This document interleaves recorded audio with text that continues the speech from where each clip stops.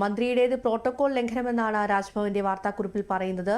എന്തൊക്കെയാണ് ഇതുമായി ബന്ധപ്പെട്ട വിശദാംശങ്ങൾ? സൈമ, രാവിലെ രാജ്ഭവനിൽ നടന്ന ഒരു ചടങ്ങുമായി ബന്ധപ്പെട്ടാണ് ഇപ്പോൾ ഈ ഒരു വാർത്താക്കുറിപ്പ് രാജ്ഭവന്റെ ഭാഗത്തു നിന്നും ഉണ്ടായിരിക്കുന്നത്. സ്കൗട്ട് ആൻഡ് ഗൈഡ് വിദ്യാർത്ഥികൾക്ക് മെഡൽ നടങ്ങുന്ന ഒരു ചടങ്ങ്, അത് പൊതുവിദ്യാഭ്യാസ വകുപ്പ് സംഘടിപ്പിച്ച ചടങ്ങാണ്. അത് ഇന്ന് രാവിലെ 11 മണിക്ക് രാജ്ഭവനിൽ സംഘടിപ്പിച്ചിരുന്നു. ഈ ചടങ്ങിൽ വിദ്യാഭ്യാസ മന്ത്രി വി ശിവൻകുട്ടിയാണ് അധ്യക്ഷ പ്രസംഗം നടത്തേണ്ടിയിരുന്ന ആള്. 11 മണിക്കാണ് പരിപാടി നിശ്ചയിച്ചിരുന്നത്. പക്ഷേ ഒരു 2 മിനിറ്റോളം വൈകിയാണ് മന്ത്രി പരിപാടിയിലേക്ക് എത്തുന്നത്.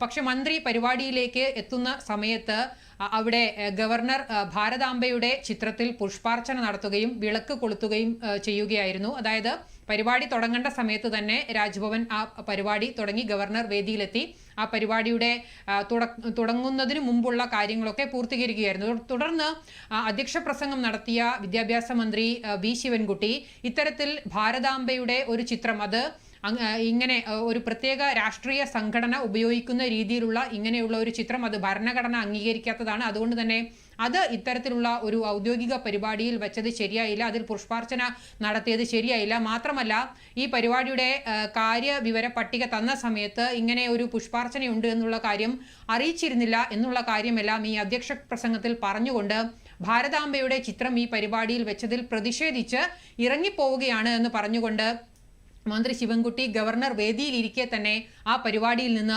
ഇറങ്ങിപ്പോവുകയായിരുന്നു. ഇറങ്ങിപ്പോയി അദ്ദേഹം സെക്രട്ടേറിയറ്റ് അനക്സിലുള്ള അദ്ദേഹത്തിന്റെ ഓഫീസിലെത്തിയതിനു ശേഷം മാധ്യമങ്ങളെ കാണുകയും ഗവർണർക്കെതിരെ രൂക്ഷമായ വിമർശനം നടത്തുകയും എന്ത് കാരണം കൊണ്ടാണ് പരിപാടിയിൽ നിന്ന് ഇറങ്ങിപ്പോകുന്നത് എന്നെല്ലാം വിശദീകരിക്കുകയും ചെയ്തിരുന്നു.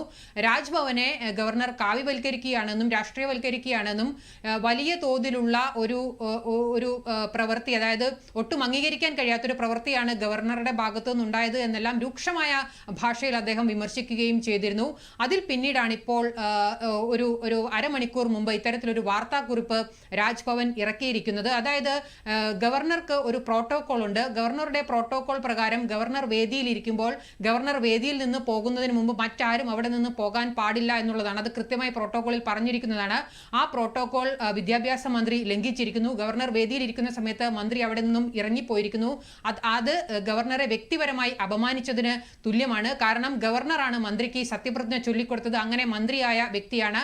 അത് വളരെ വലിയ ഒരു അപമാനമാണ് ഗവർണർക്ക് ഉണ്ടാക്കിയിരിക്കുന്നത്. ഇത്തരത്തിലുള്ള ഒരു നടപടി മന്ത്രിയുടെ ഭാഗത്തു നിന്നും ഉണ്ടായിരിക്കുന്നത് വളരെ വലിയ ഗൗരവത്തോടു കൂടി തന്നെ രാജ്ഭവൻ അതിനെ കാണും എന്നും ഈ വാർത്താക്കുറിപ്പിൽ ഗവർണർ വിശദമാക്കിയിട്ടുണ്ട്.